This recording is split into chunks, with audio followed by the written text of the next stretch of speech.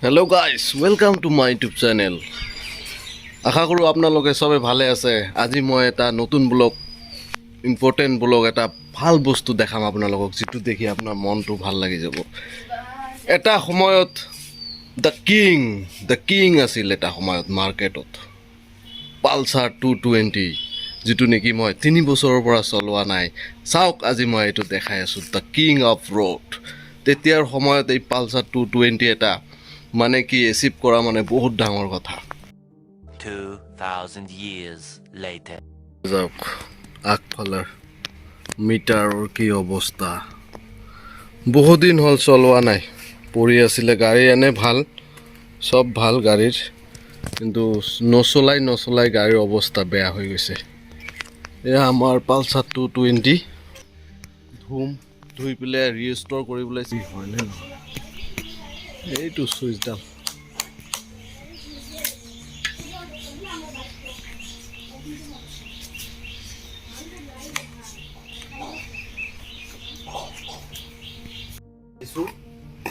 এতিয়া এইটোক ধুব লাগিব। এইটো ইমোশন, মায়া, এইটো মায়া মাথো মায়া। পালচাৰ 220 মোৰ এটা ইমোশন আছিল। গাড়ীখন প্লাই থৈ আজি 3 বছৰ হৈ কি অৱস্থা হৈ গ'ল।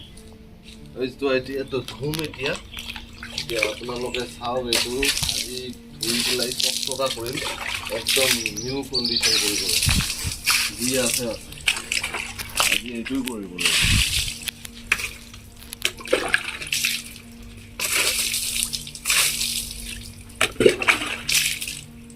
বহুত পানী মূৰত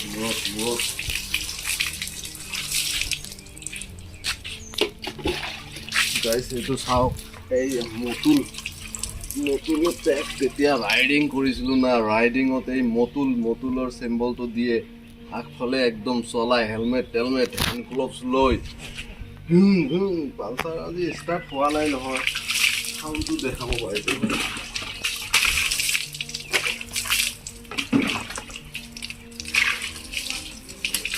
পালচাৰ 220F, এইটো আছিল পালচাৰ 220F 220F। এতিয়া নাই এইবিলাক এফ নাই, দম আছে। চেম্পুৰ পানী দি পুৰা ঘঁহি দিব লাগিব, তেতিয়াহে এইটো পুৰা ধুনীয়া হৈ যাব। আৰু এটা কথা গাইছ, এই বাবু ভাইয়ে চাবু ভাইয়ে নিচিনা আমি নহয়। আমাৰ টাইমত যেতিয়া ৰাইডিং কৰিছোঁ, বাইক ৰাইডিং, তেতিয়া মোটামুটি আজিৰ পৰা 7-8 বছৰ হ'ব।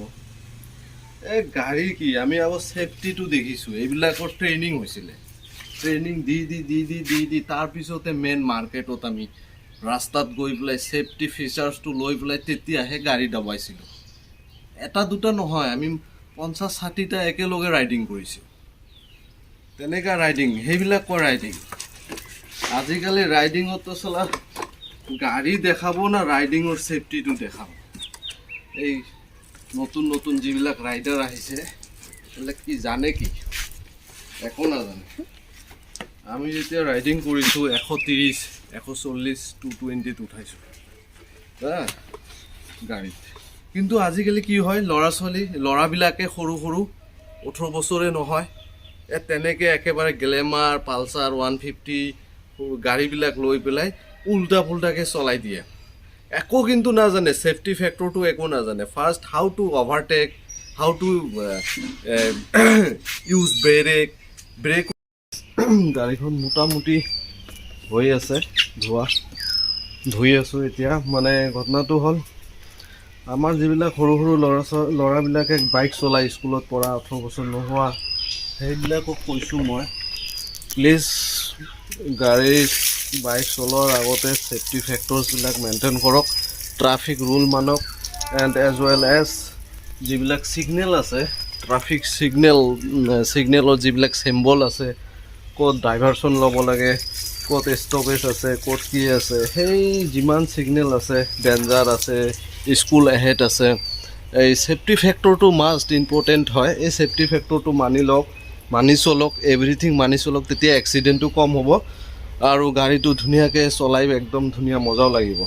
আৰু মেইনলি বাইক চলোৱাতে কি হয় জন ৰাস্তা দি গৈ থাকে য'ত ক'ৰবাত গাঁৱৰ ৰাস্তা দি গৈ থাকে সেই নেচাৰৰ ফিলটো ল'ব লাগে নেচাৰৰ যিটো এটা মনমোহা ফিল সেই ফিলটো ল'ব লাগে মানুহক দেখুৱাই স্পীডত চলাই লাভ নাই নহয় কি লাভ আছে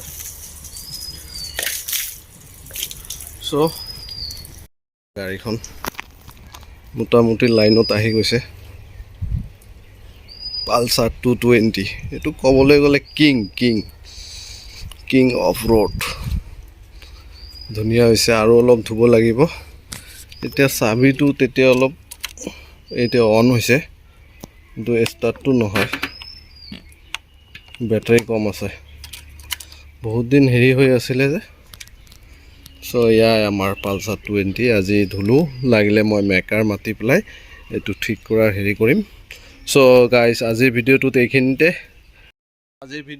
এইখিনিয়ে নেক্সট ব্লগত লগ পাম নেক্সট ব্লগত মই এইটো ঠিক কৰিম ঠিক কৰি পেলাই আমি মেকাৰ চেকাৰ আনি ঠিক কৰি চলাই পেলাই আপোনালোকক দেখাই দিম মোৰ ইম'শ্যন য'ত জড়িত হৈ আছে পালচাৰ 220 বাইকৰ যিটো টোটাল একদম ঠিক কৰি পেলাই যেতিয়া চলোৱাটো আপোনালোকক দেখুৱাই দিম চ' গাইজ আজিৰ ব্লগটো ইমানতে শেষ কৰিলোঁ নেক্সট ব্লগত আপোনালোকক আকৌ লগ পাম চ' নিউ ব্লগ কৰি আছোঁ যদি কিবা ভুল ত্ৰুটি হয় ক্ষমা কৰিব আৰু ভিডিঅ'টো গোটেইখিনি চাই পেলাই যদি ভাল লাগে লাইক শ্বেয়াৰ এণ্ড ছাবস্ক্ৰাইব কৰি দিব প্লিজ হাত ৰিকুৱেষ্ট কৰিছোঁ মই মোৰ ভিডিঅ'ত আপোনালোকে ছাবস্ক্ৰাইবটো কৰি দিব আৰু লাইক কৰি দিব তেতিয়াহ'লে মই আৰু উৎসাহিত হ'ম হৈ পেলাই আৰু ভিডিঅ' বনাম ভাল ভিডিঅ' বনাবলৈ চেষ্টা কৰিম চ' বাই টেক কেয়াৰ ভালে থাকক